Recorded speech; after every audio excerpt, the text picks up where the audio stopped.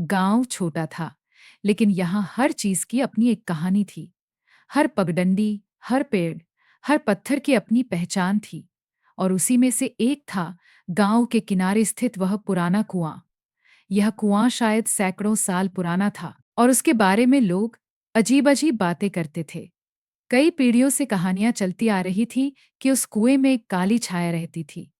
यह कोई साधारण छाया नहीं थी, बल्कि एक बुरी आत्मा थी जो रात माश्य अंधेरे में निकलती थी और जिसे भी छू लेती थी वह गायब हो जाता था। गांव के बड़े बुजुर्गों ने बच्चों को हमेशा चेतावनी दी थी कि कभी रात के वक्त उस कुएं के पास मत जाना। कुएं के पास का इलाका वीरान और डरावना था, जहां पेड़ों की टहनियां अक्सर अजीब सी आवाजें करती थीं। वहां का सन्नाटा और ठंडक लोगों के रोंगटे खड़े कर देती थी। लेकिन रघु, जो हाल ही में शहर से अपने दादा दादी के पास आया था, इन सब कहानियों पर हंसी उड़ाता था। उसे इस गांव की बातें सिर्फ कहानियों और कल्पनाओं का हिस्सा लगती थीं। रघु के दोस्तों जितेंद्र और मोहन ने भी कई बार उसे गांव के किस्सों के बारे में बताया था। मोहन ने एक रात कहा, रघु, तुम्हें पता है, कुछ साल पहले इसी कुएं के पास एक औरत अपने बच्चे के साथ आई थी। बच्चा खेलते खेलते कुएं में गिर गया और डूब गया। तब से लोग कहते हैं कि उस औरत कहे के हैं कि उस औरत की आत्मा यहाँ भटक रही है और अब वह बच्चे की तलाश में किसी और को भी अपने साथ ले जाती है। रघु ने यह सुनकर जोर से हंस दिया। तुम लोग पागल हो, वह बोला। ये सब सिर्फ डराने की कहानियां हैं। आत्मा वात्मा कुछ नहीं होती। लेकिन मोहन और जितेंद्र ने उसे चेतावनी दी, रघु, तुम ये सब हल्के में मत लो। जो लोग उस कुएं के पास रात को गए, वे वापस नहीं लौटे। रघु को डर तो नहीं लगा, लेकिन उसे यह विचार मजेदार लगा कि वह कुछ ऐसा करेगा जिसे गांव के बाकी लोग करने की हिम्मत नहीं करते। उसने ठान लिया कि वह उस कुएं के पास रात में जाकर सच्चाई का पता लगाएगा।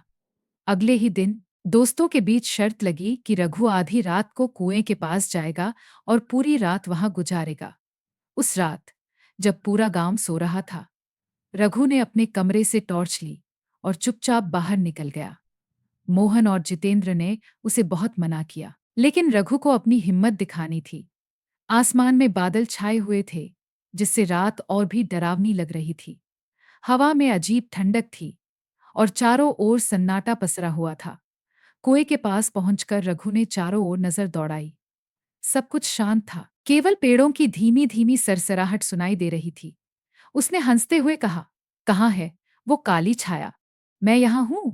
उसकी आवाज गूंजकर कुएं में खो गई। अचानक उसे लगा कि कुएं के अंदर से कुछ हरकत हो रही है। वह डरने के बजाय उत्सुक हो गया। उसने टॉर्च की रोशनी कुएं के अंदर डाली, लेकिन कुछ खास नजर नहीं आया। पानी शांत था और कुछ भी असामान्य नहीं था। तभी एक ठंडी हवा का झोंका उसे छूकर गुजरा। रघु ने अपने चारों ओर देखा, लेकिन कोई नहीं था। तभी कुएं से एक धीमी सिसकी की आवाज आई। यह आवाज इतनी हल्की थी कि रघु को लगा कि उसका भ्रम हो सकता है। लेकिन तभी आवाज तेज हो गई, जैसे कोई किसी से मदद की गुहार कर रहा हो। रघु का दिल जोर जोर से धड़कने लगा। उसने फिर से कुएं में झांका, लेकिन कुछ भी नजर नहीं आया। कौन है वहां? उसने कांपते हुए पूछा। जवाब में फिर वही सिसकियां सुनाई दी। यह आवाज उसकी मां की तरह लग रही थी। रघु, वह आवाज बहुत ही धीमी और दर्द भरी थी। रघु को झटका लगा। उसकी मां यहां कैसे हो सकती थी? उसने तेजी से पीछे मुड़कर देखा, लेकिन वहां कोई नहीं था। अब उसे सच में डर लगने लगा था। वह कुएं से थोड़ा दूर हटने लगा, लेकिन तभी उसे कुएं के पानी में हलचल दिखाई दी। धीरे धीरे एक परछाई कुएं के अंदर से ऊपर उठने लगी। यह वही काली छाया थी जिसके बारे में गांव के लोग बात करते थे। रघु ने अपनी आंखें मिचमिचाईं, यह सोचते हुए कि शायद यह उसकी कल्पना हो। लेकिन नहीं, वह छाया वास्तविक थी और अब कुएं से बाहर निकलने की कोशिश कर रही थी। उसका दिल तेज से धड़कने लगा।